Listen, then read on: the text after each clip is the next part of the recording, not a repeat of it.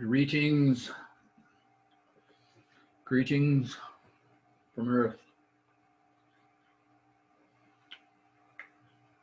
How is Cheyenne today? Since you're the only one showing up face to face, how's Cheyenne? Pretty good. Yeah. What are you looking? Yeah, What are you looking forward to today? getting some homework done. You were looking forward to the end of responsibilities that are plaguing you. Yeah. I can respect that. Howdy, Vale. I see you. Yeah, I just want to Hi. quickly before we start, just show you something in the homework to make sure you understand it. The other day I put, the quiz in here that you should be working on. It's not due forever, but just to make sure you see this, I did add something we discussed the other day, which is you go in here and you download the quiz. But I gave some directions in here. One of the things I'm a little worried about is like, are we going to all figure out together how to submit it to me? But you're submitting it right inside here. See how it says, choose a file, and you're going to attach it right inside my Open Math, and I'm going to grade it right inside my Open Math. So I added that, I think after class, the first day we started talking about chapter 3. So anyway, we may have to communicate about that as the time gets closer. So just be aware of that. All right, I got some cool stuff to show you, and it's going to take all of the class to do so. So let's motor into it. Let's see. No, it didn't work.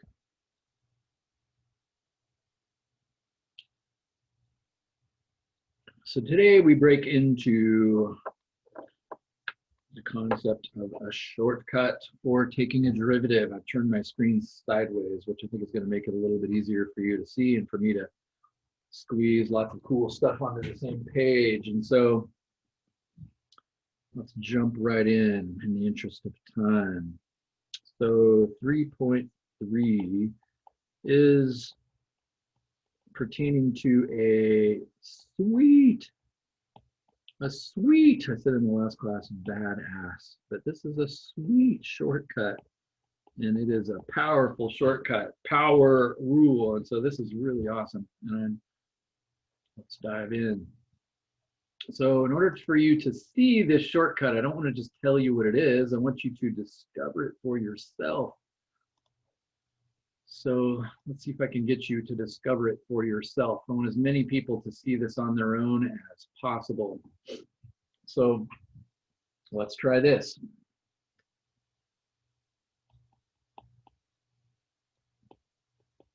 If I give you the equation, let's see, x cubed plus 7x squared plus 2x plus 6 or something like that. And we've found the derivative of this the long way. I don't want to do it the long way again, but today I want you to pay attention to all of the time I'm wasting by writing certain things down that end up dropping out. That's what I want you to think about. What drops out? So we say that the derivative of this thing is, and let me do this in chunks. So we say the derivative of this thing is x plus h. In other words, I got to replace all the x's with x plus h. So we'd have an x plus h cubed. And we would have a 7 times x plus h squared. And we would also have a 2 times x plus h. And we'd have a plus 6. And then that would be all minus f of x. So minus, that's not a good color, minus f of x. So minus x cubed minus 7x squared minus 2x and minus 6. And all of that is over the top of h, right? And so then we had to multiply it all out. And let me quickly multiply it out. And again, we're not doing this to do yet one more example. We're doing this to see shortcuts here. So x plus h cubed, according to Pascal's triangle, that would be x cubed, and then an x squared, and then an x, and then nothing. And then there'd be an h cubed, and an h squared, and an h, and then nothing. And then the coefficients for those would be 1, 3, 3, 1, and then plus signs between all of them. So that's kind of the cool shortcut to multiply that out according to Pascal's triangle. Oops, I threw too many plus signs in there. I got excited. There's no plus sign right there. There we go. Now we're good. So there's 4 terms there. So that was a little more of a pain. Maybe I'm a little more on my home turf with 7, but there's an x squared and then a x h and then an h squared. And that would be a 2xh, but everything is being multiplied by 7, so that's going to be a 14. Again, I'm going a little quick there, but if you multiply x plus h squared out, you get x squared plus 2xh plus h squared, and then everything is multiplied by 7. And then, of course, the purple stuff is a little easier. You just have a 2x and a 2h.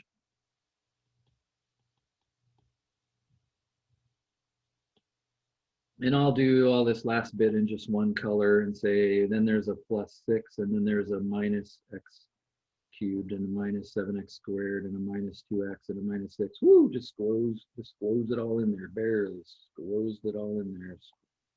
Squeeze it in there. Now I want you to think about what we saw was, what was amazingly beautiful is everything that didn't have an h in it canceled out, right? And then, so there were 2 things that happened.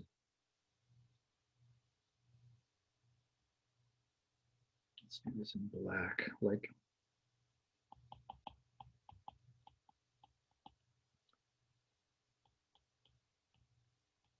The question, like, what remains of this gigantic expansion of this mess, this gigantic algebra? I want you to think about what remains and what cancels out. What remains, or, well, one, don't we lose all the non-h terms?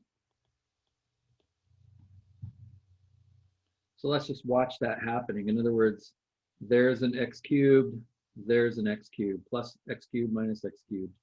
There's a plus 7x squared, there's a minus 7x squared. There's a plus 2x, there's a minus 2x. There's a plus 6, there's a minus 6. Don't we lose all those non-h terms? And the reason I point this out is because as a shortcut, I could have saved some time there and like not wrote some of that down. Does that make sense? What else do we lose? And this is really powerful. What else do we lose here? After that, what do we lose since h is going to be on its way to 0? So there's a bunch You of lose the power of h off of everything. Yeah, notice we still need to divide by h. And because in green, aren't we going to lose that term?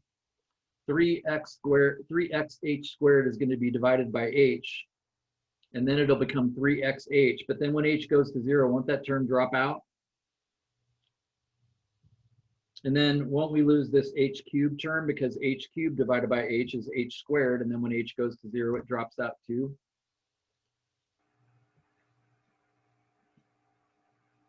And then we're going to lose this 7h squared, because 7h squared divided by h is 7h, and the h goes to 0, that'll drop out.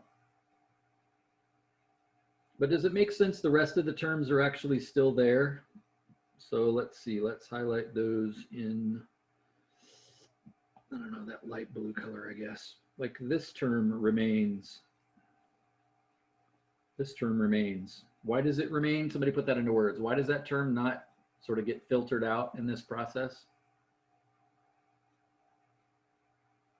Because the h would be removed anyway. It would be just only the first power of h, unlike the other ones that did get removed. Yeah. Anything that has a first power of h, in other words, what remains every term with one h, or I should not say one h, but h to the first. Every term with kind of an h to the first power, because then it will cancel with the h on the bottom, and those are the only terms that actually make it. Do you see that happening?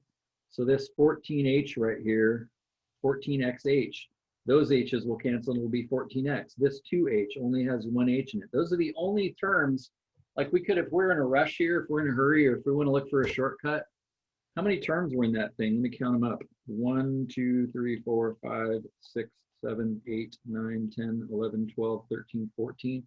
There were 14 terms, and there's only 3 of them that survived the filter of non-H terms canceling and H going to 0, making them cancel. There's only 3 of those terms we actually need. And so in the end, we said yesterday, and we now sort of say again today, that as a result of this, f prime of x as h goes to 0 will just be left with 3x squared, because this h cancels. And we'll be left with 14x because that h cancels, and we'll be left with 2 because that h cancels. Do you agree that's the final derivative here? Can I jump in real quick? Please jump in real quick. And jump in So real I'm quick. noticing yesterday when we talked about this, we said the exponent at the top, it drops down 1, but I'm also noticing that in front of it, it kind of pulls the coefficient down. So if you take your original f of x equation, you drop the 3 down, and then you have x squared. And then if you do plus 2 times 7 is 14, and then that drops down to x, and then you obviously have 2x, which just drops down to 2, because, wait. And you just lose the x, and the coefficient we talked about yesterday was 0. Does that make sense? So you're listening to Eve talking, and you're probably trying to track with what she's saying. What she's saying is, I think I see a pattern how you would jump from the original function, since there's only three terms that remain. She's saying specifically, I think I see a pattern, and this is what I want all of you to stare at. I think I see a pattern as to how x cubed turns into 3x squared, and how 7x squared turns into 14x, and how 2x turns into 2, and then how 6 is like not there at all. She's looking for the shortcut. That's exactly what I want the rest of you to see. Now she put that into words, she put that into her own words, and so you probably were like, I don't totally follow what she's saying, but I want, and you're onto it, Eve, you're onto something there. I want the rest of you to stare at that too. Now, while you're thinking about this, while you're thinking about, do I see the pattern, do I not see the pattern, I'm going to do one more example of this, and it's even going to be worse. Let's do a second example here. Let's do a second example, except this time I'm going to make it even worse. What if f of x was equal to x to the 4th plus, I don't know, 6x cubed. Notice I'm just using plus signs just because I want you to see the pattern. If there's minus signs, like that'll just make it a little worse. So, I don't know, plus 5x squared plus 2x plus 7, something like that. I'm just making that up. Again, another polynomial expression. Now I'm going to try to do the same thing again. And again, I'm going to go a little too fast algebraically here, but let's see if we can figure out what this would be. So let's see if I can squeeze this in. What would f prime of x be according to our definition? It would be, and again, I'm going to change colors just so that you can kind of see this in action. So it'd be, let's see, x plus h to the 4th. I'm replacing everything in x with x plus h.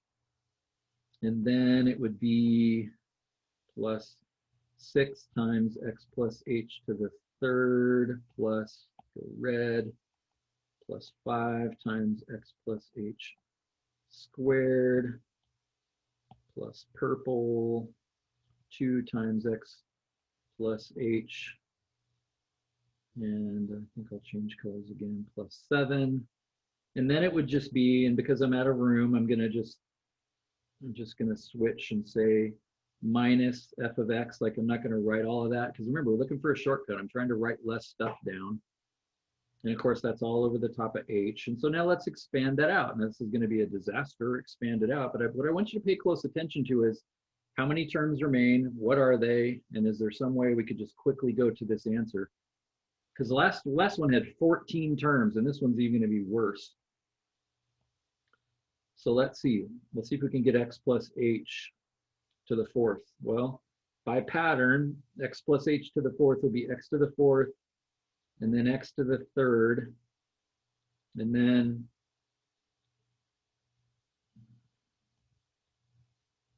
x to the second,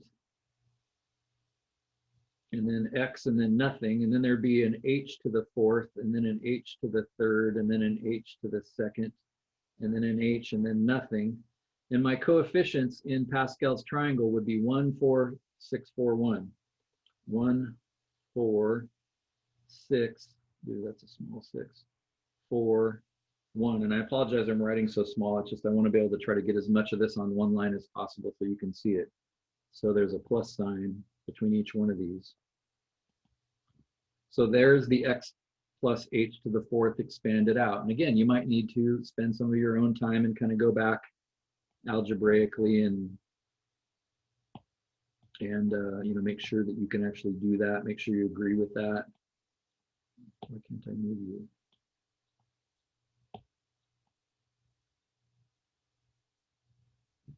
Won't let me move you. Okay, and then you got the blue term to expand, right? So I sort of don't feel like I can trust myself to multiply this all at once, but we just did a cube term. So it's 6 times, and then what was x plus h cubed? It was x cubed plus 3x squared h plus 3xh squared plus h cubed. So I got to multiply 6 through all of those. I just didn't want to do it all at once. And then we got all these red terms, and now I'm a little more on my home turf, but I'll try to squeeze this in. 5 times x squared plus 2xh plus h squared. And then the rest of the purple stuff and so forth. And so let's see if I can actually get this to copy like it should. And I won't do anything else with that. I mean, that's what we have. Do you agree with that? Plus all that junk. And then, as always, all divided by h. Now let me write it. Let me write that multiplied out. All I'm going to do is multiply the 6 through and multiply the 5 through. That's the only thing I'm going to change here. So I will quickly write this out. I'm going to try to squeeze again as much as I possibly can on this. Now that I have it all written out, I'll be able to write it a little more cleanly. H plus 6x squared h squared plus 4xh cubed plus h to the fourth. And then we got the blue one, the cubed equation, which is plus 6x cubed plus 18x squared h plus 18xh squared plus 6h cubed plus 5x squared plus 10xh plus 5h squared. Woo! Squeezed it in there, baby. Love it.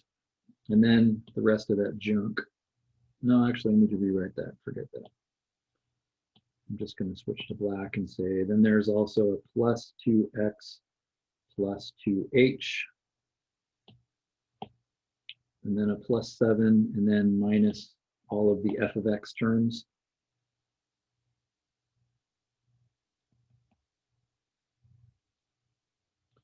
And of course, this is all over the top of h. Now, again, I want you to ask the same question. This time, though, what survives the cancellations? Can you stare at the terms that are going to be left? What are we looking for?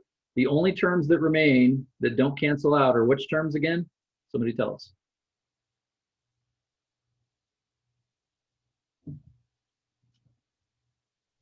Terms with an h to the Terms first with an power. h.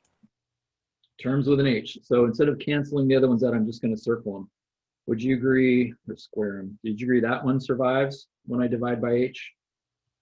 So I'm just going to write it out as I go here. That means f prime of x is equal to 4x cubed, because h will divide by h, right? And then the next one I see is this one right here. So that'll be plus 18x squared. The next one I see is this one right here, which is 10xh, but the h's cancel and it ends up 10x. And then the next one I see that has an h is right here, and the h's cancel and it's 2. Do you agree with that? Again, ask me questions. Like, you need to have time to process this. It's going, maybe that's going a little fast. Maybe you didn't practice enough. Maybe you haven't practiced doing this the long way, that you're able to see the shortcut here. So just to give you time to soak on it, isn't x to the fourth going to subtract from the f of x that's got an x to the fourth in it? Like, there's an x to the fourth, so it'll be x to the fourth minus x to the fourth. That's why that goes away. And this, just as an example, this 4x h cubed will go away, because when I divide by h, it'll be 4x h squared, but then h is 0, right? We're letting h go 0. We got to remember that. We got to, note that. Again, I was lazy this time and didn't write it down, but we are letting h go to 0 here, right? So I just added it in back there. Also, it looks like that does check out with Eve's prediction. So Felix understood Eve's prediction again. What I want, and I'm gonna first of all, while you're just thinking about this, I'm gonna grab all of these now, one at a time, and kind of move them down below so we can stare at them.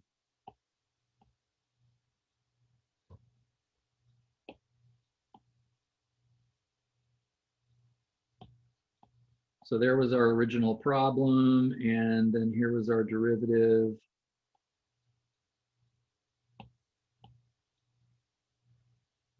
I don't think I can ever use paper and pencil again. This copy business has about got me addicted. That was kind of our first example.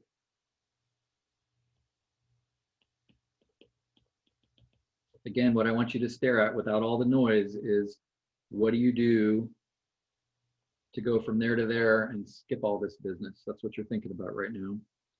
And then we just did this question.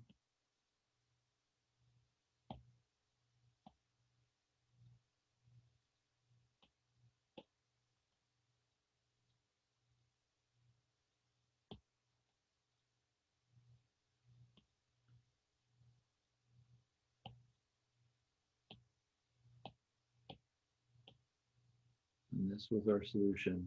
That was our second example. Now, while you're thinking about this, I want you to stare for a second at which one of the terms, look at the pattern. Which one of the terms, you have the green ones, which came from x plus h to the fourth. Which term survived? You have the blue ones, x plus h cubed. Which term survived? You have the red ones. Which term survived?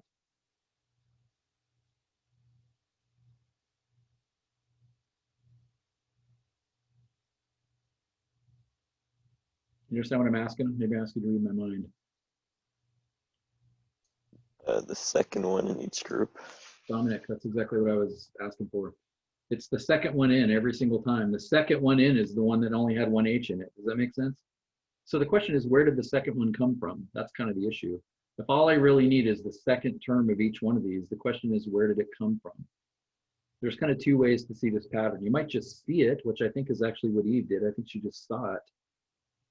But let's just think about where that term came from. Does it make sense that because this was an x to the fourth term with respect to Pascal's triangle, that term's coefficient was a 4? And what do you notice about its exponent, since it was the second term in of the x to the fourth equation? Because it was the second term in. The first one was an x to the fourth, but the second one in was one less than that, right? So it's like the coefficient of this term is always the exponent of that. And this is basically what Eve was saying. And then the x is like one less than whatever the number is. Do you see it? You see what's happening with every single term? This is the power rule.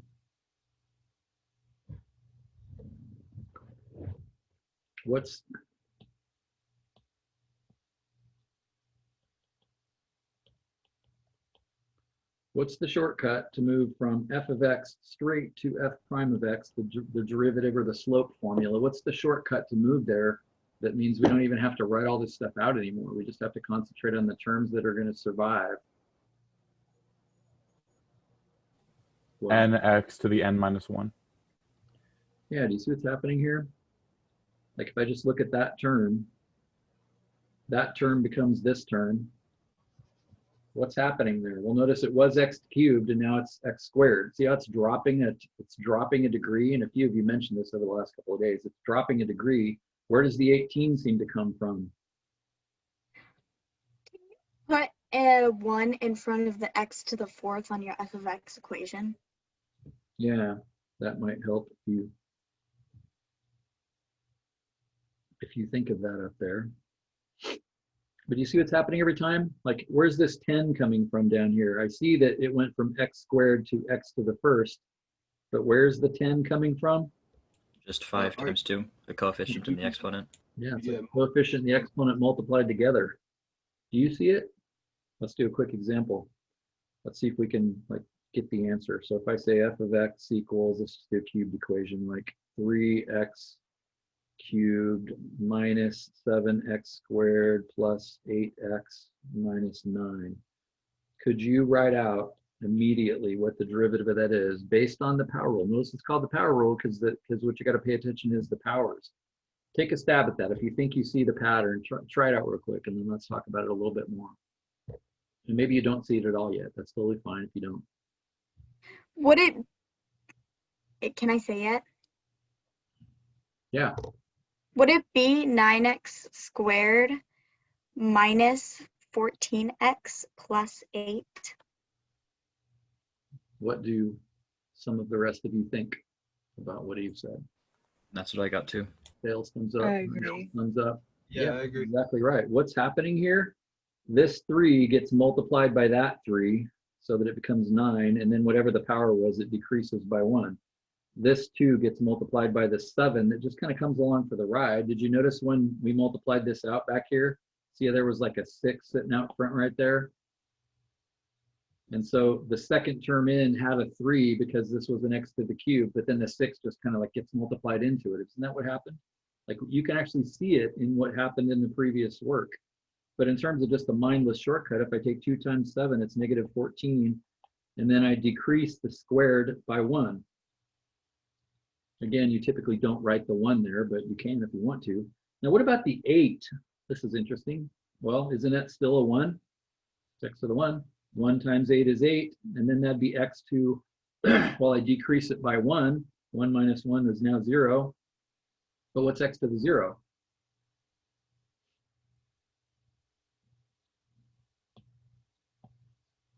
Anything to the 0 power is just 1.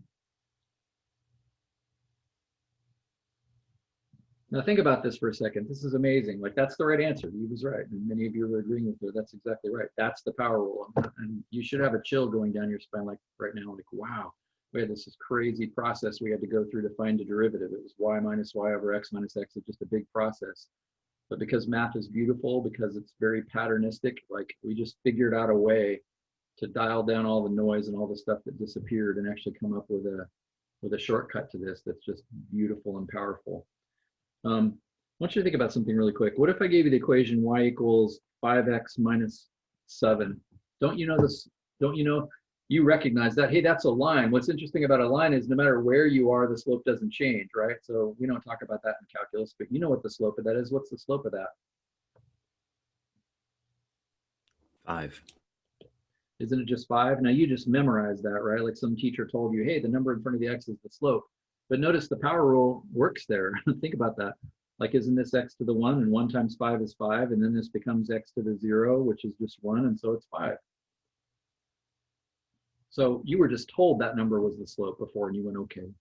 But we're actually talking about a deep pattern here that works sort of at higher levels. You were sort of doing the power rule back in Algebra 1 when somebody told you that 5 was the slope. But it's like, there's a reason for that. And it's calculus. It's deep magic, if you will. What about 7? How come the 9 like didn't, like the 9, like it sort of you know, it's just gone. Like, why would the 9 be gone? Wouldn't this be because the 9 affects where it is on the graph? Like if it was +9, it'd go up 9, and if it was -9, it'd go down 9. So it just doesn't affect the actual slope of where it Yeah. is. Couldn't be said better than that. Excellent job. If you take a graph and if that was not a -9, but it was like a +6, wouldn't that just move up 6? Does that actually change any of the slopes if it moves up and down? No, it doesn't change anything. The other way to look at it is, what if you thought of, you know, like y = 7? If it was just a graph that had no x's at all, isn't y = 7 a bunch of points that have a y coordinate of 7? So doesn't that make a horizontal line? What's the slope of a horizontal line? Well, 0. So that's one of the things that you could know. The slope or the derivative of a constant is 0. Like, that's something you'd see in your book. But of course, that sounds complicated. If I say the derivative of a constant is 0, you think, oh, that's something I got to memorize. No, it isn't. Like, graph it. What's the equation? What's the derivative of 7? Well, y = 7 is a horizontal line. What's the slope of a horizontal line? That's what a derivative is. 0. Don't memorize it. But that is a fact we need to understand. The derivative of a constant is 0. So that's just kind of cool. Cool to think about. So one thing right now for me is that I can notice the pattern between the polynomial and its derivative, but not strictly the logic between it. Like, it still seems a little bit kind of, I guess, mystical to me. You're right. It's sort of magical, but I would encourage you to go back and look at it. It isn't just, it could just be a pattern that you recognize where you just go, hey, if you multiply the coefficient times the exponent and then decrease the exponent by 1, it seems to work. I have no idea why. It seems to work. True, good enough. Why does it work though? Well, that's because of Pascal's triangle. In other words, because this equation back here was cubed, then the first term is an x cubed, but that ended up going away. The second term was an x squared, but then the coefficient that's in front of that, because of Pascal's triangle, is exactly matching whatever the exponent you're at. In other words, that 3 is out front because this is a 3. This So first we need right to here pick is out front because this is a 2. This 4 right here is out front because that's a 4. I mean, that's a result of a pattern that you see in multiplying out x plus h to the 4th and x plus h cubed. That's a pattern that happens. Whatever that exponent is there. So it's like there is a reason for it. So that's a really good question. So that does require some more thought. I don't know if I said enough that you're kind of going, oh, I got it now. But look into this more. So what is, if I was to write it down formally, and I actually heard one of you say this earlier, so good for you. The power rule says that if f of x is equal to x to some power, and it is actually important that n is a number. Mathematicians would not say that. They'd say n is in the set of real numbers. R is a symbol for number. Then its derivative, well, you tell me, what would its derivative be if it's x? Because we just did this with all kinds of examples. N could be any number, like 6 or 12 or 15. What do you do to that statement, given that there's a 1 in front of it? What's its derivative? You multiply the n down front, and then x becomes to what power? n minus 1. Whatever that power was, take 1 away from it. Like that. This is the power rule. It's a powerful rule, but it's pertaining to powers, which is why it's called the power rule. Unbelievably cool. Now, I will ask you on a test to expand this out the long way. Now, I will not ask it for x to the 4th. I will not even ask it for x to the 3rd. Like, I want you to be able to do this the old way with the f of x plus h minus, because you got to remember, this is just slope. It's just, we came to this amazing shortcut now, which saves us a bunch of time, which is super wonderful. After, you know, I ask one question on the test or something like that, we'll never do it again. Like, we're going to use the power rule from now on. Like, let's do it the fast way. But you realize this power rule is a long ways away from this is just finding a slope. You see what I'm saying? All we're doing is finding slopes, and that used to be really complicated, but we noticed a really cool shortcut. And so it's easy to forget that I just found a slope, right? I just used the power rule to answer this problem right here really quickly. And so because of the shortcut, it's easy to kind of forget what just got accomplished. I just found a new equation that will tell me the slope. Don't forget that that's what this is accomplishing. So that's sort of shortcut number 1. Now, Amazing. We also did problems like this. So we now know how to find the derivative of a polynomial really quickly, but what would a shortcut be for, well, didn't we do square roots? So let me just do something really quick here. Like, what if it was something like, I don't know, 3 square root of x? Couldn't you just do x to the 1/2 and then 1/2 times 3? Yeah, the question is, there, in a sense, there's no such thing as a square root. In other words, that's the same as 3x to the 1/2 power, right? And so the I question, got 3 over root 2x.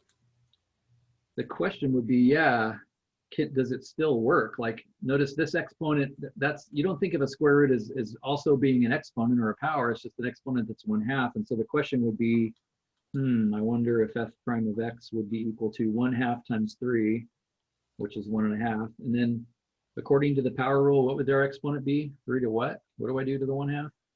The negative 1/2. You go 1/2 minus 1. 1/2 minus 1 is negative 1/2. And so in a sense, you know, I write question mark. Does that still work? Like, does the power rule still work? Well, let's just soak on that a minute. Let's try it. Let's do it the old way really quick. If you were doing this by the definition of a derivative, you would say that that is f of x plus h minus f of x over h, right? And again, it's important to note that h goes to 0. Notice I'm leaving out the word limit, which is technically not okay, but at least I'm writing in I need h to be 0. And didn't we say the last couple of days that in order to make any progress with that giant disaster, unlike the previous problem was x plus h to the 4th, and we said, hey, I can multiply that out. But here you can't do anything with this. But since it is okay to multiply the top and the bottom by the same thing, we said that if you took this times 3 square root of x plus h minus 3 square root of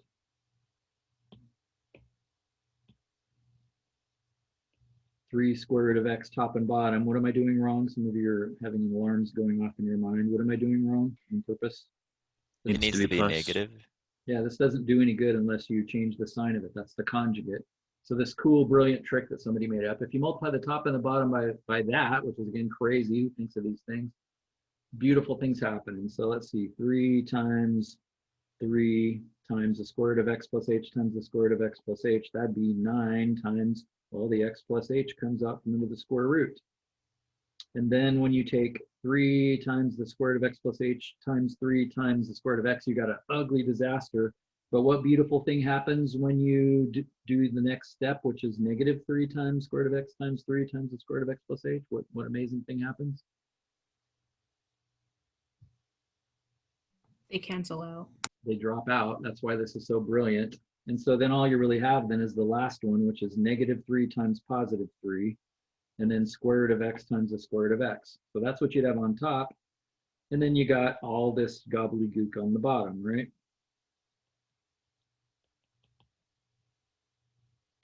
But what's extremely wonderful about this?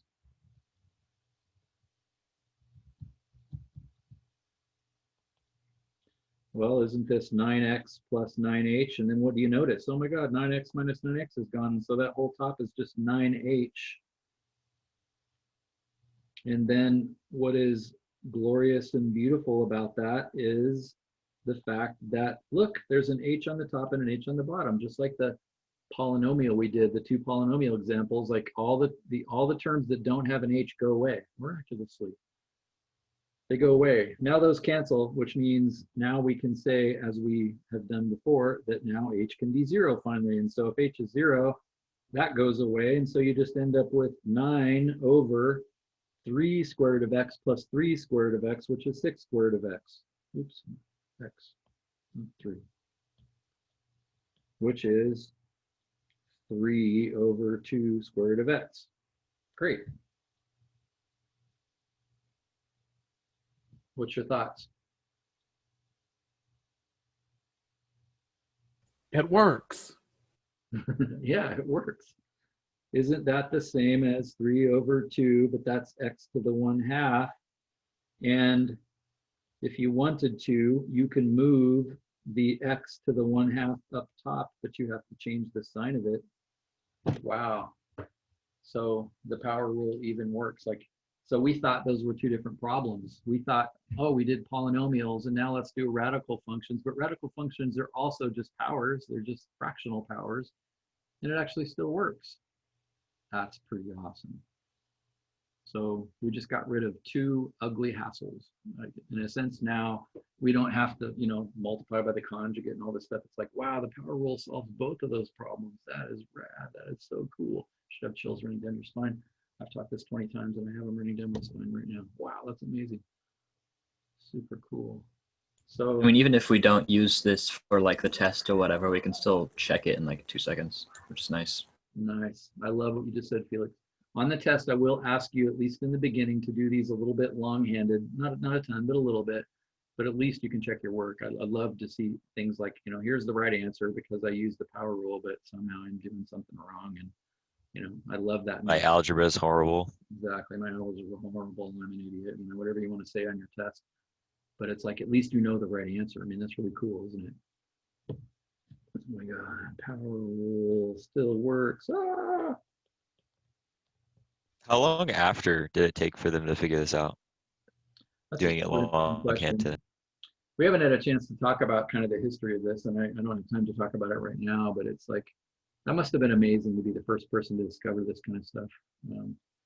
But this is two guys competing, and it's like 1600s, in the 1600s, a guy named Leibniz, and who's the other even more famous guy? What can I remember? Newton, Isaac Newton. They both figured this out independent of each other in two different places, and there's actually still an argument to this day as to who gets the credit for being the first person to kind of figure all this stuff out, which is really amazing. What else did we do yesterday? Well, didn't we also do not radical equations, but didn't we do fractional equations? Again, mathematicians would call these rational. They're ratioable, like 5 over x. Didn't we do that?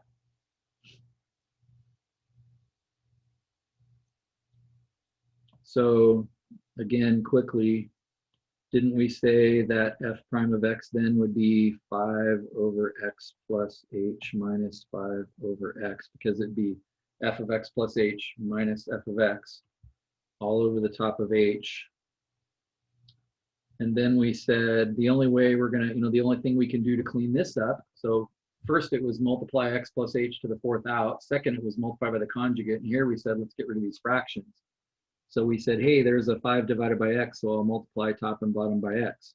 And then we said, oh, there's also an x plus h. Let's multiply top and bottom by x plus h.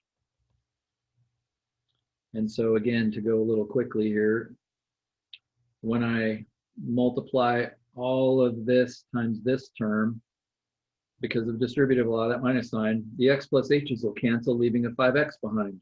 And when we multiply all of this times this term, the x's will cancel, leaving an x plus h behind. And then on the bottom, I just have x times h times x plus h. Notice I need this parenthesis, x plus h. And so what happens again? That's amazing. What's amazing? Well, you have 5x minus 5x minus 5h. And the non-h terms, zing, they're gone again.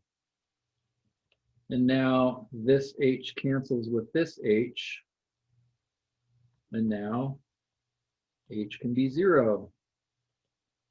If h is 0, then on the top I just have a -5, and on the bottom I have, well, if this h goes to 0, I just have x times x, which is x squared. All right, that was a long way. What do you notice?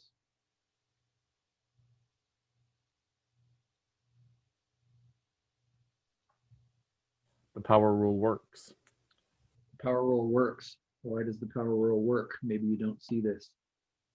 5 to the x minus 1, it goes to 5 times -1 is -5 times x to the -2nd, which is -5 over x squared. Yeah, in other words, 5 to the 5 over x could be written as 5 times x to the negative 1. And then the power rule would say that you take negative 1 times 5, which is negative 5.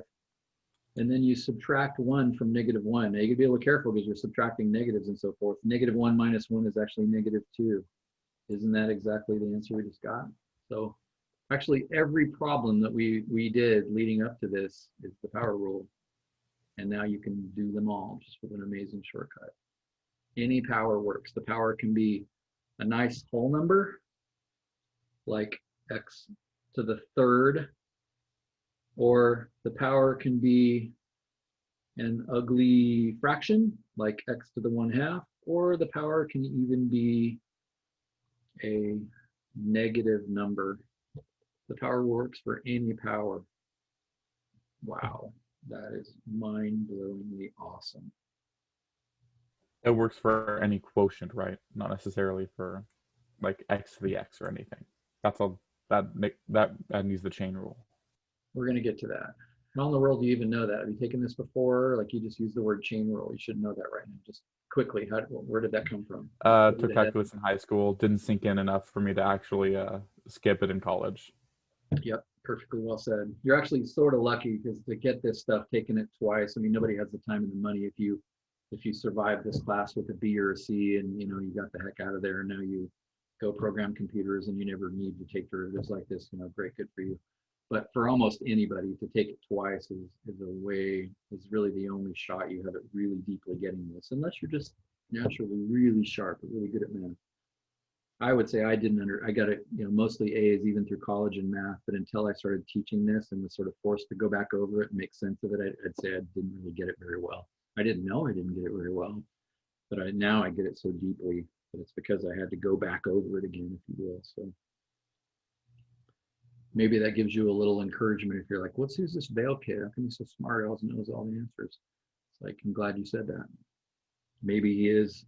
Nah, I'm a cheater. Really sharp. You seem pretty sharp to me, but it's like it doesn't hurt to take this again. And you're probably not the only one in this class who's taken it a second time, because it's a class that you can see how much algebra is involved. People fail this class a lot. This whole like exponents being positive and negative, is that still on board in your head from algebra? I'm going to do just one thing really quickly for you, just like something you should have been told before, but as I said, what makes this class hard is the algebra. But exponent rules, just a quick reminder. If you have x to the fifth, no, let's do it backwards. Let's go a little quicker. If you have x to the second over x to the fifth, x is just a number. That means, well, x squared means x times x, and x to the fifth means x times x times x times x. So, okay, so x divided by x is 1, x divided by x is 1, and so you end up with 1 over x times x times x, or 1 over x cubed. Correct, easy. Or what if it was upside down, like x to the sixth over x to the fourth? You would say, oh yeah, that makes sense. X times x times x times x, or 6x's on top. There's 4x's on the bottom. X divided by x is 1, x divided by x is 1. Hey, look, there's 2 x's left over. Here you might say on the bottom, you might say, well, if there's 4 on the top, each one of those is going to subtract from the ones on the top. And so, of course, you learned the shortcut rule. You go 6 minus 4 to get this 2, right? But if you use that same rule in the first problem, don't you get 2 minus 5 is negative 1, or negative? 2 minus 5 is negative 3? But a negative 3 equals an exponent of 1 over x to the third. Exactly. X cubed. If somebody says to you, what's 5 to the negative 3, your initial reaction to that should be, I don't even know what you're talking about. Like, how do you take 5 times itself negative times? And the answer is, you don't. That doesn't make any sense. You cannot multiply 5 by itself negative times. But if you understand, based on what I circled in red, that just means this, then you go, oh, okay, yeah, 5 to the third, that makes sense. So that what we've been using it just now is that if you move an exponent, something with an exponent to the top or the bottom, it just changes its sign. That's the conclusion. Again, you should sort of know that, but we're just reminding ourselves quickly of how that works. So back in our problem here, just to make sure it soaks in, I said, hey, look, there's 5 over x to the 1. The key to the power rule is you got to rewrite stuff with exponents, not not with fractions, not with radical signs. We rewrote the square root of x as x to the 1/2. And so we rewrote that as 5 times x to the -1 power, because it was 5 times x to the first, and we moved it to the top. I wonder if anybody can put this into words quickly. What about the square root of x? Like, why is that equal to x to the 1/2? Again, is that just because somebody told you? My guess is, I'm going to guess that none of you can tell me why that is. Am I wrong? I hope I am. Can anybody explain that? Like, is that just because someone told you, or can you actually explain that to yourself or to somebody else? I know where the 2 comes from, but I'm struggling to put into words why the 2 comes from there. Well, I can kind of explain it, but it sort of relies on another rule, which is that if you raise an exponent to another exponent, then you kind of just multiply them together. And because squaring the square root cancels out the square root, then logically we could also just use 1/2, I would guess. Yeah, let me say that really quick. In other words, what would x squared cubed mean? Well, isn't something cubed, doesn't something cubed mean multiply it by itself 3 times? X cubed, something cubed is it times itself 3 times. But isn't x squared just x times x, and isn't x squared x times x, and isn't x squared x times x? Hey, there's 6 x's, that's x to the 6th. Oh, I must be multiplying, Again, can you make stuff like that for yourself? Do you understand it like that, or is it just some rule you memorize and have no idea? Part of this class should be learning to speak the language of algebra much better. So if you're sitting here with an equation like x squared equals 11 and you want to solve it, you may have a knee-jerk reaction to that I have to square root both sides. But based on this rule, and I think you did a good job with this, Felix, since exponents raised to exponents multiply, then wouldn't it make sense to put a 1/2 up there? Because right here isn't 1/2 times 2 1, and doesn't that effectively get rid of the x squared? In my opinion, no one should have ever invented a radical sign. You don't need them. It'd be way better if nobody had ever even invented them as a symbol. I'm probably wrong about that, but the square root of 11 means 11 to the 1/2 for that reason. So again, these are just things that you sort of should know, but probably when you were learning algebra, it's just kind of like calculus skills right now. I'm just pouring all these things on you and you sort of get buried underneath them. But you're now in a position to really understand algebra, at least while you're hanging on for dear life for calculus.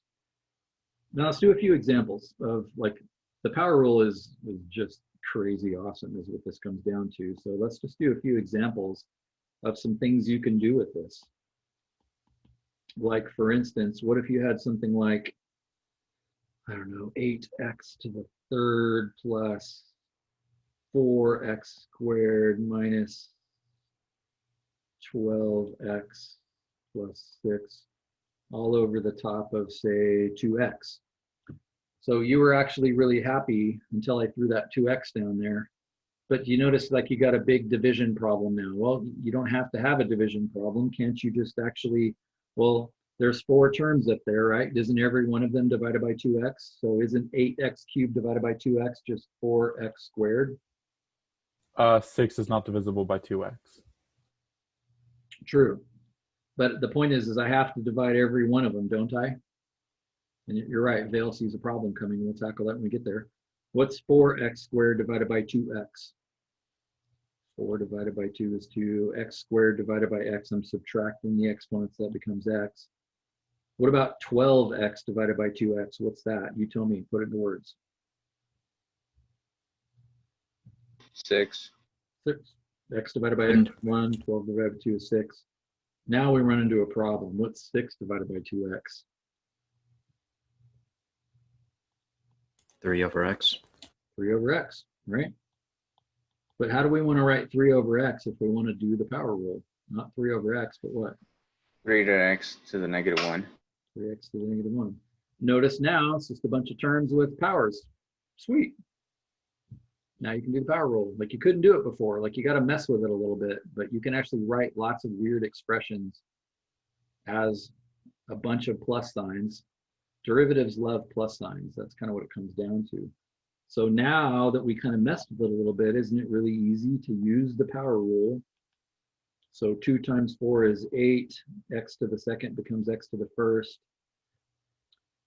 This is, I don't have to write it, but I have to think of that as x to the 1. 1 times 2 is 2, and then it becomes x to the 0, which is actually just 1. But remember, that's just a line. If you have 2x, what's the slope of the line y equals 2x? It's just 2. But the power rule still works. What about 6? What do you do with 6? What's the slope of 6? Doesn't it just Zero. become 0? Yeah, it's just nothing. So I could leave it out, but I'm going to write nothing for the sake of the notes. And then this last one, don't you do the same thing? -1 times 3 is -3. And then it's x to the what? You gotta be careful. You're subtracting 1. It's easy to kind of blow it when you're subtracting negatives. What is it? -2. 2. Now, you know, it might look nicer to you to write it like this. But those are the same, right? I don't know if my open math will do that, but you should have somewhat of an opinion about this. Which one do you like better? Do you like the top one or the bottom one?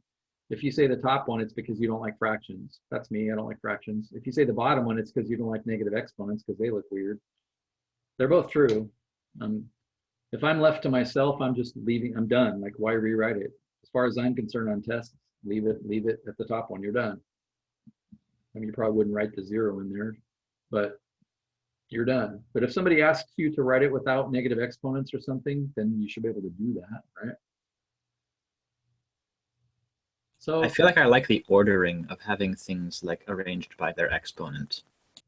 yeah, and you should kind of have an opinion about that, like something that sort of feels right to you, but they're all right, I guess is what I'm saying. I don't care how you do it. And for that matter, could you even add these fractions together? This is just a little free algebra knowledge for you. Could you actually add these fractions together by finding a common denominator? The 8x would have to be multiplied top and bottom by x squared. The 2 would have to be multiplied by x squared. And then you could write it like this. Does that appeal to any of you? Like, hey, I just added those fractions together. I could see somebody saying, no, I actually like that one the best. I'm lazy. I like the first one because I'm done. Dale's like, no way on that last one. But those are all true, right? You should be able to make those kind of algebraic manipulations. I'm not going to ask you to make them, but you should be capable of it. Just interesting. What other ridiculous questions could you now answer as a result of this glorious knowledge that you now have? What about this ridiculous question? What if f of x was equal to 4 times the square root of x to the 5th minus 5 over x times the square root of x plus 2 over x cubed? That's a terrible disaster of exponents. But can you still, from algebra 2, rewrite that with a bunch of exponents? Could you still rewrite this as, let's see, what is that? 4x to what power? What do you do with the 2 and the 5?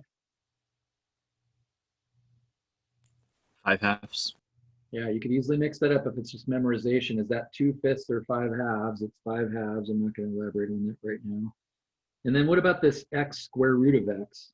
What about that guy? Let's see, x square root of x is the same as x to the 1st times x to the 1/2. And what do you do to exponents? What do you do if it's like x to the 2nd times x to the 3rd? What do you do with those exponents?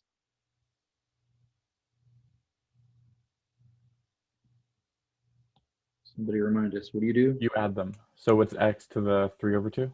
So it's x to the 1.5 or x to the 3/2. But that's on the bottom. And so to move it to the top, wouldn't it be x to the -3/2? Like, kind of got to know your stuff, but that's a crazy expression, but like you can rewrite it as though it's just x to some power. And the last one is easy. That's 2 times x to the what?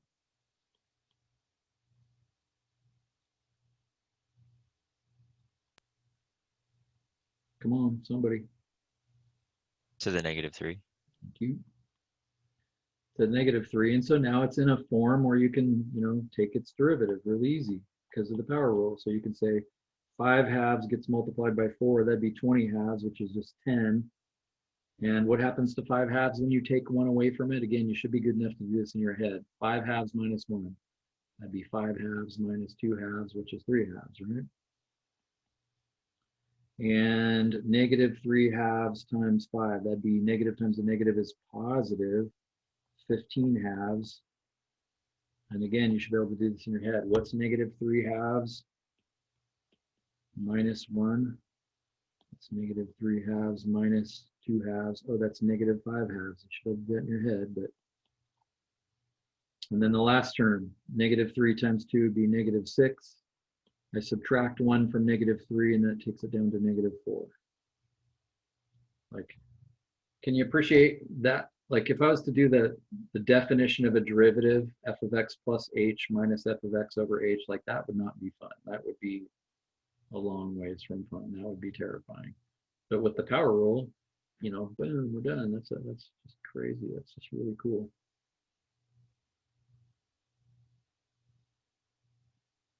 So not only is there a way to find the slope at every point, there's even shortcuts to how to find the slope at every point. Unbelievable. That was a really nasty problem. Yeah, and you're going to need to look that over. Let me just back up and point out something that I wrote earlier, and that is what kind of numbers can n be? N is not just a whole number. That little capital R with a double line is math speak for n is any real number, meaning n can be negative, n can be fractions, can be anything. Could It even can be be a rational decimal. numbers, right? 2 Like pi. 9, it can be anything. N can be any number, positive, negative, fraction. So that's a technicality that's actually kind of important, and we're making use of that here. Now, again, these last 3 examples are kind of like the things you're going to see in your book assignment. Can you see that those are just really contrived? I mean, why would somebody ever want to know the slope of something like this? You know, mathematicians would say, I don't care. It's just cool that you can do it. But you might take the time outside of class to graph, you know, that nasty business, and then graph its slope answer down here, and kind of see that they're the same, you know, see that it works. Maybe we'll have a chance to do that in a second. One more example.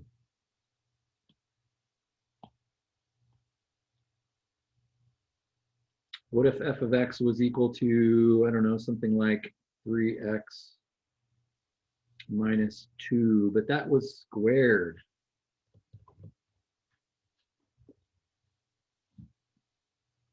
Well, again, what we need to take the derivative is kind of what we had here, which is a bunch of junk where you have individual terms with exponents, individual terms with a minus sign, individual terms with exponents, individual terms with exponents.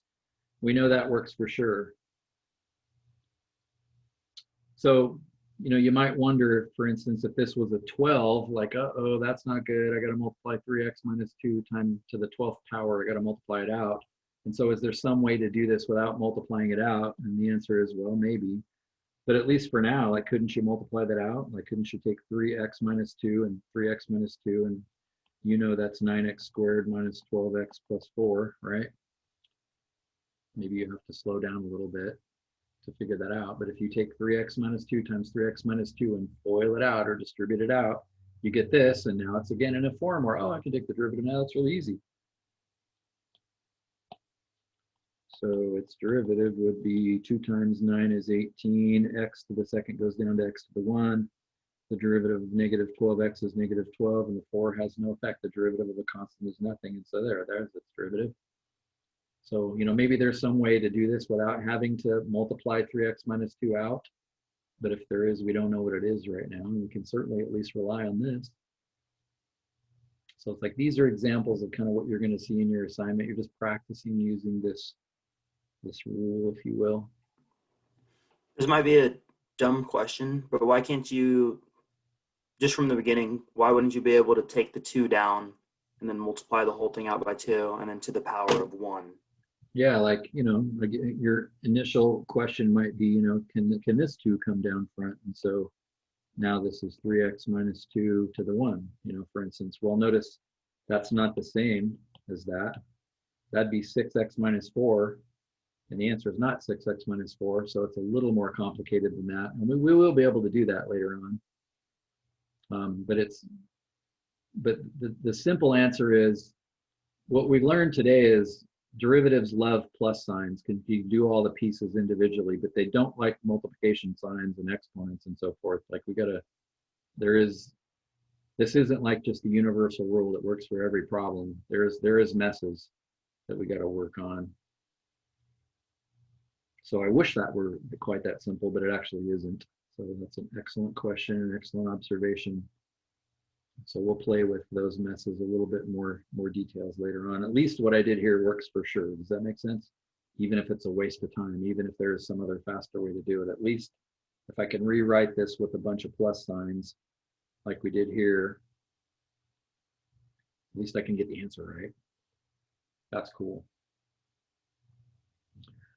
Now we have just enough time to look at kind of one final thing. Does it make sense that, as I said before, that this works as long as that exponent is a number? But what if it isn't a number? What about exponential equations? What's an exponential equation? What about exponential equations? Well, exponential equations are where you have things like, well, what if the exponent is an x? Like that's what makes an exponential, is now the exponent isn't a number at all. It's even a letter. And so you might wonder if that works here. If the power rule works here, then what would you say the answer to this is? Well, the x would come down front, and then this would now be 2 to what power?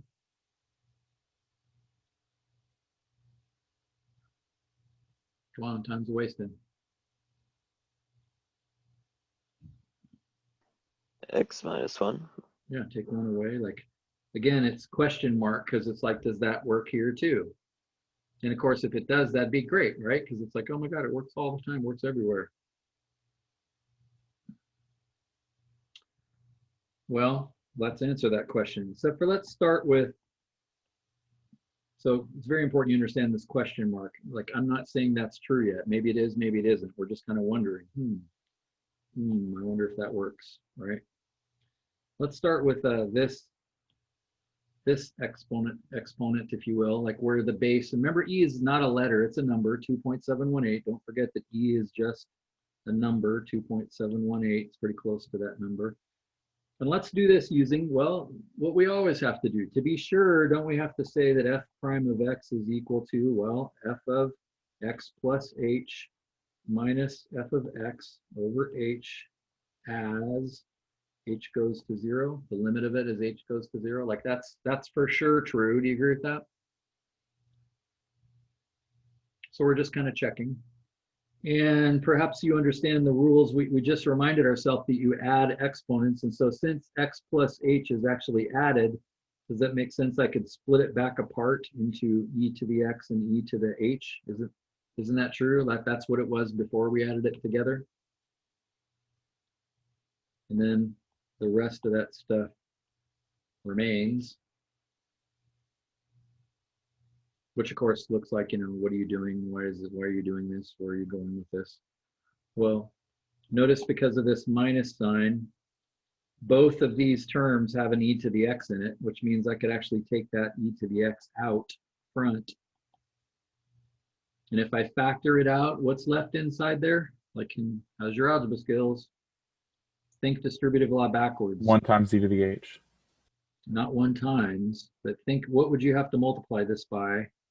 What would you have to multiply e to the h by to get this statement back again? E to the h minus 1. Nice job. That's not obvious, is it? It's like you got to think about this a little bit. Isn't it e to the h minus 1? And then we still have kind of the h on the bottom, right? Now, why did I do this? Well, remember, we're trying to let h go to 0. Now, bust out your graphing calculator.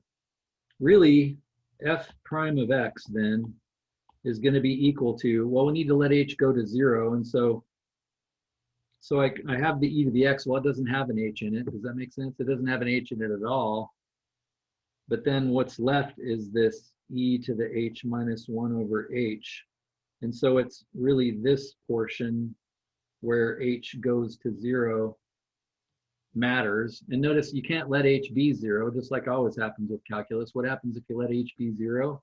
You have e to the 0, which is 1. You have 1 minus 1 over 0. You have 0 over 0, it breaks.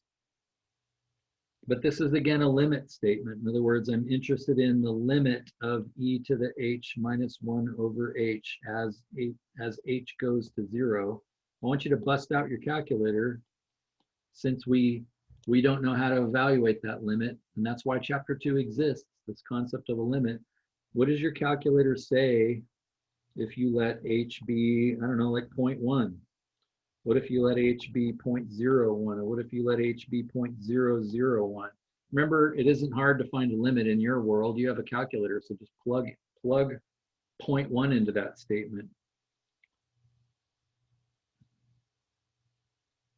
And I'd like you guys to just blurt this out loud, like plug that in and tell me what you got, and let's write it down. Let's try to, we can't let h be 0, but let's let h get close to 0. What do we get?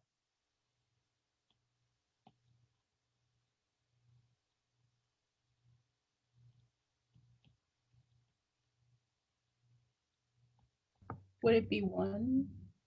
Well, tell me the decimal answer you got, and then we'll answer Jaleesa's. Yeah, so I got 1.000500167. For which one?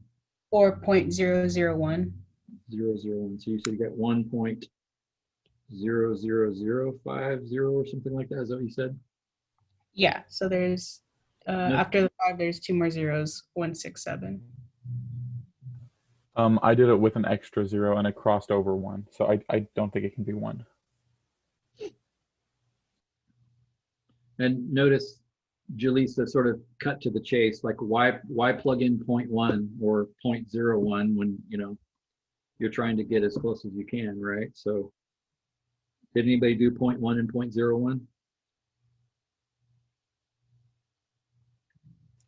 I did 0.1. What'd you get? 1.051709181. Anybody do 0.01?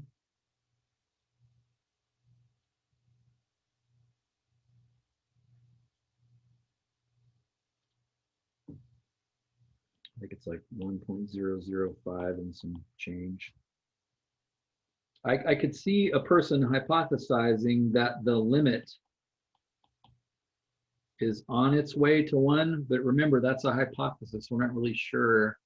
And I think it was it Vail that said he tried 0.0001? I did an algebra oopsie.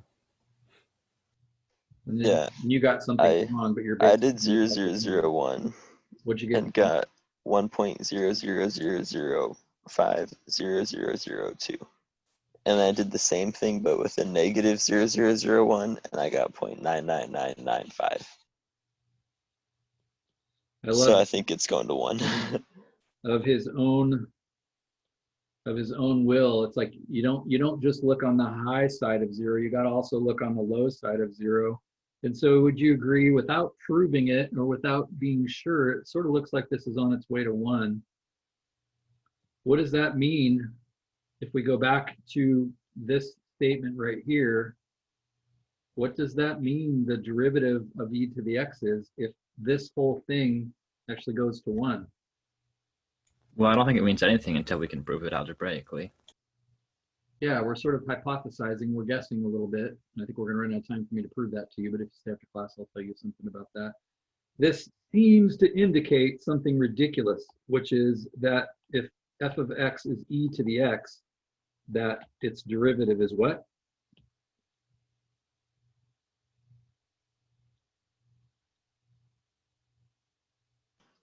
E to the x. It's itself? Like what?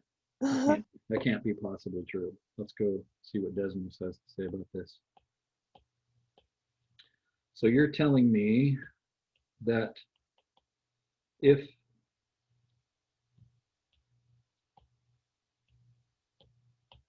so there's the graph of e to the x, right? And let's stick a point on that graph, as we've often done, because it's so fun and so flipping cool. I'm getting really fast at typing all this kind of stuff in now. F of a. So we can slide around. Now let's go right up there to say, I don't know, let's go right to there. What would you estimate the slope to be right there? Just estimate. You don't know the answer, but just look at the curve. What does it look like? Some of those like same people do all the talking all the time. Michaela, what do you think the slope is right there? Let's see. You're guessing, which means you're going to be wrong. Just Maybe like 4 or something like that. maybe like 4. Caesar, what do you think it is? That's not a bad guess, what she said. It's positive, right? Caesar, what do you think? Yeah, positive. Certainly positive. Maybe it's kind of steepish. Caesar, are you in the building? Yeah, I'm looking at it still. What do you think? It's okay to be wrong. Have a take. 2 something, 2 point something. Maybe 2. So, and you all should have an opinion about this. And again, as much as possible, I want this class to be a conversation. For the most part, it's a conversation between like 5 of us. I mean, it's okay to be wrong. I'm not going to make you feel bad if you say something wrong. Like, we're all trying to learn. And part of me asking for your thoughts is not like, making you pay attention, like, oh my God, he might call on me, I better be listening. It's just to give you time to think. I've already thought all this stuff through, and I already talk fast enough as it is. So involve yourself. Don't make me pick on you. Involve yourself. It's some big positive number. Does that make sense? What if I go down here? What would you say the slope is like right there? I won't pick on somebody. What do you think? It's less. That's less. Like, doesn't it look less than 1? Looks a little less than 1. Maybe it's 1. Maybe it's like 0.6. I don't know. Let's list the coordinates of that point. Well, let's cheat now and ask it what f, remember, because the calculator will do this for us, what's f prime of, and I'm going to say not x, but a. In other words, I want to know what the slope is at that point. What do you notice? I'm at the point x is 1.85 and y is 6.36. And what's the slope there? It's the same as the y coordinate. It's the same as the y coordinate. Is that always true? Apparently, like, this is a really weird equation. So it turns out, indeed, that is true. The derivative of e to the x is e to the x. In other words, the y coordinate of e to the x is also the slope. Unbelievably cool. Or at least it seems to be, as Felix pointed out. Ultimately, this would take some proving, but it sure appears to be the case. So I go way over here, and the y coordinate is 0.4, and yet the slope is also 0.4. It's like, yeah, that actually is true. So I have a good. I have 2 kind of ideas here looking at this. The first one is maybe the reason for that is something to do with the definition of E as kind of this limit itself, like that, how that like relates to growth, maybe. Yeah, in other words, remember I showed you E early on. E is actually a limit itself. It's the limit of 1 plus 1 over n to the nth power as n goes to infinity. Maybe that roughly rings a bell from the first part of this class when we were talking about limits. And so Felix is just hypothesizing because it's bothering him. He's wondering, he's curious. It's like, why would this be the case? That's just really kind of mind-boggling. So you need to know this for your assignment tonight in terms of just surviving this class. Let me add this to our notes. But notice our hypothesis was not true. Like, let's just leave it at that. Is this the derivative? The answer is like no, that wasn't it. Now it turns out this only works for e to the x. It doesn't work for 2 to the x. The derivative of 2 to the x is 2 to the x. It doesn't work for that. We'll get to that later. This is a really unique case. E is a very special number in a sense. And so this is the one place that this is true. But, your thought here should be, really? Really true? And at least anecdotally, from what we just saw,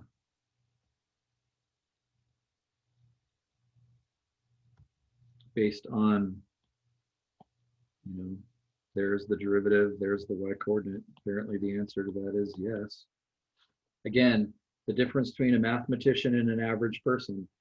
If you can look at that anecdotal evidence, like where we played around with Desmos, and again, Leibniz and Newton didn't have this luxury to play like this. Like we're doing math that was way over their heads, and we're idiots compared to them. And apparently the answer is yes. If you're an average person, which I am, then you go, wow, yeah, yes, I'm good with yes. If you're a true mathematician, you say, well, why, and this takes a little bit of proving and so forth. And so, in either case, good for you. And if you want to go build bridges, yes, it's close enough. Great. If you'd like some proof, we can talk about that. That's interesting. So you'll have some questions in your assignment. Like we're out of time. You'll have some questions in your assignment. So the power rule works where the exponent is a number, and it does not work if it's an x. It has to be a number. So back when I said, the x is in the set of real numbers, like it has to be a number. It doesn't work if it's exponential. But can you see that's the next question somebody would want to ask? Like, my God, this power rule is amazing. How far does this go? Well, it doesn't go into letters. If you got a letter up there, it's not quite that simple. And we'll get to this later, as I said, but unfortunately, this doesn't even work for other exponentials. Like, what's the derivative of 2 to the x? It's not 2 to the x. It's a little worse than that. We'll get there when we get there. You're not in a position to understand that explanation to that just yet, but we'll get there. Just understand this, that from now, our goal now is to say, wow, like, okay, since a derivative is the slope of an equation, it's kind of interesting to know the slope of an equation. And so let's go try to find them all. And not only is there a way using the definition of a derivative, but there's even a way that's a shortcut. And it turns out there's a shortcut for everything. And that's what we're going to kind of be doing for the next 9 weeks now that the second week is over, is just like, what's the derivative of sine? What's the derivative of natural log of x? What's the derivative of 5 to the x? What's the derivative of tangent? Like, we're just going to say, how do we do all of these things? And how do we find the slopes of those curves? Just don't forget, all you're ever doing here is finding slope. If you are interested in the proof of this a little bit, I'm gonna hint at the proof of this a little bit, but it's 11:23. So if you need to leave, like, we're done. See ya. Have a good weekend. Knock yourself out. You're fine with the, or maybe you're a person that's like, I don't want to know. I don't want to know what the proof of this is. Awesome. Boogie. You don't need to know it, but I will, just because Felix asked it. I'll say something about that right now for those of you who have a second and want to know. It turns out, remember how we were playing the other day with like 1 over 1 squared plus 1 over 2 squared plus 1 over 3 squared and so forth? And I actually told you if that never ended, it actually adds up to something, and it adds up to pi squared over 6. So this expression right here is called an infinite. You can see infinite because of the dot, dot, dot, and it's called an infinite series. And this is what we'll study in Math 253. But an infinite series is not just a bunch of numbers, but then you're going to add them up. So there's infinitely many of them, and they're getting infinitely small. You're adding up infinitely many, infinitely small things, and actually you get an answer to that. It approaches a limit. Well, it turns out e to the x can be written as 1 over, it's probably going to confuse you. Actually, I'm just going to let it confuse you. That's why there's another class after this. 1 plus x squared over 2 plus x cubed over 6 plus x to the 4th over 24. So can we take the derivative of that part instead of the e part? That's exactly right. In other words, it turns out you can rewrite e to the x as a polynomial. Like, do you recognize that the version of this that's on the right is just a polynomial? It's like x to the first power, x to the second, x to the third, x to the fourth, and so forth, and just goes on forever. Well, what's the derivative of x to the third over 6? Well, don't you bring the 3 down front? and reduced the 3 by 1, so it's x squared, and there's still a 6 on the bottom, right? But then what is 3 over 6 reduced to? It's just 2. Hey, it's that term right there. What about x to the 4th over 24? Wouldn't that be 4x to the 3rd over 24? But what is 4 over 24 reduced to? Doesn't it reduce to 6? Yeah, that's that term right there. Because e to the x can be written as a polynomial, if you will, when you take its derivative, because there's infinitely many terms, you actually get itself back again. The derivative of x is 1. The derivative of x squared is x. You actually get itself back again. Now, why is it equal to that? Gonna have to take Math 253. You don't know the answer to that. We don't have time to really free to understand that right now. But this is an amazing thing. It turns out that every weird equation you know can be written as a polynomial. That's what's amazing about Math 253. In other words, the sine of x can be written as x to the 2nd plus x to the 4th plus x to the 6th over some denominator. Like you can rewrite, you can approximate sine with a polynomial, and you can take the derivative of any polynomial using the power rule. And so again, just all I'm doing is just showing you the door to a whole new world here that we don't have time to go into, but it's just kind of cool. And in a sense, this is more of an advertisement to stay aboard for Math 253 than it is to prove something to you that you already believe. You probably already believe that I'm not lying to you, and the derivative of e to the x is e to the x, but that's actually amazing. That is pretty fascinating. I realized that for some reason, specifically Math 253 is not one of my requirements as a software engineering transfer thing, which I don't know why. Interesting, Math 253 is not a prerequisite for almost anything. It's a very kind of an unusual math, and not very many people need to know it. So I graduated from U of O with a math degree to teach math, and I never took Math 253. I just taught it last spring, and I had never taken it in my life, even though I've taught for a long time. But I spent most of my career teaching high school, and so this difficult of math never came up. And then I never taught it here at RCC, and so I wanted to teach it last year just so I could understand it, and it killed me like trying to figure this out myself, even though I know math pretty well. I had to work really hard to understand it. But God, it's beautiful. I look at it now and I just think, how can somebody that likes math, or that's going to teach people not have seen this before? So yeah, we'll talk about this a little bit more, like with everybody that survives Calc 1 and Calc 2, that like, should you take it? The answer is yes, because it's beautiful. No, because it costs money and takes more time. And so, but God, it's unbelievable. It's Why is it required for engineers? Is it? Yeah, I have to go all the way through 253 and then differential equations over the summer. Yeah, and 254, right? 254. Yep, I believe 254 also.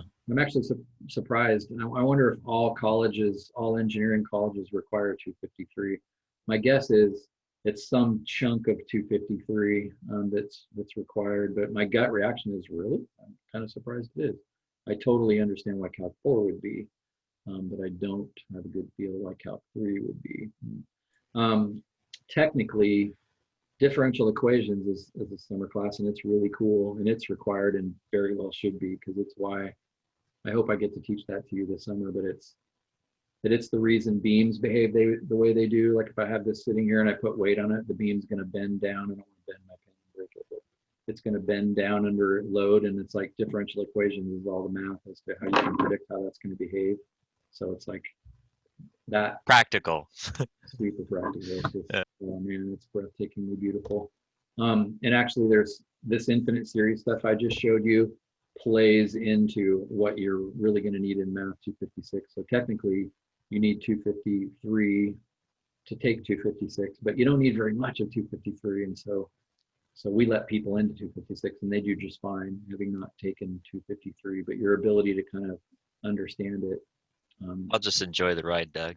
Yeah, it's a great ride. Yeah. If you have the mind space, it's like you end up just thrashed after all that stuff. It's like so much beauty and so much work, and you just end up laying there like a dish rack. I can't lift my head off the ground. At the end of summer, there'll be nothing left of you. But you'll rise from the ashes and be powerful if you survive all that. So I have a quick question. I was talking with someone and I guess they didn't have to take 253, but they took 254. But we weren't sure how much of 254 was dependent on 253. Is it something completely separate, or Totally. do you need? There's a couple of things that on paper we say, we keep it in this order because it's a cool class. 253 is a cool class, and it's nice to stay in sequence. But there's many, and we've discussed a lot whether we should offer 254 in the spring and 253 in the summer, because lots of people don't need 253, and having 254 in the summer forces you to come and take it over summer. But of course, if that's the case, nobody would take 253, and it's really cool. So we kind of always argue about whether we should do that in a different order. When I went through college, the reason I didn't take 253 is it was offered exactly like that. It was 251, 252, 254, and then that's why I never took it. So we've discussed that a little bit. So on paper, you need to take 253 to take 254, but you don't need a lot of it. So if you don't have time or money or patience to take 253, you can still take 254 with us in the summer. Like we just kind of give you the code matching, and so we'll talk about that later on as well. But no, you do just fine. You'll do just fine without knowing it. The couple of things that you do need to know from 253, I'll just tell you that it'll be magic, and it'll look exactly like what just looked. Like I just told you what e to the x is equal to, and you were like, huh? If you did 253, you'd go, yeah, I understand where that came from. I can make that myself. That's amazingly cool. That's a beautiful part of the universe. But if I just hand that to you and then you use it in 254 where you need it, then you'll still do just fine. So that's the gist of it. So there's like 1 week of 253 that will benefit you in 254, but for the most part, they're totally separate. That's the short answer. I have a question on the homework from 3.2 actually. Please ask. So one of the questions, it was asking about like find the derivative of the square root of 5x plus 6. So I tried using the power rule like you said, and I got like 1 over 2 times the square root of 5x plus 6, but I wasn't sure because it said it was wrong, so I wasn't sure what was incorrect. So I'm trying to share my screen again. It's not wanting to share it. In that section, you don't know these shortcuts yet. So like as far as 3.1 and 3.2 are concerned, you need to do them the long way. And I will ask you to do it the long way on a test. But that 5 in front is the issue. The fact that there's a 5 there kind of screws the answer up a little bit.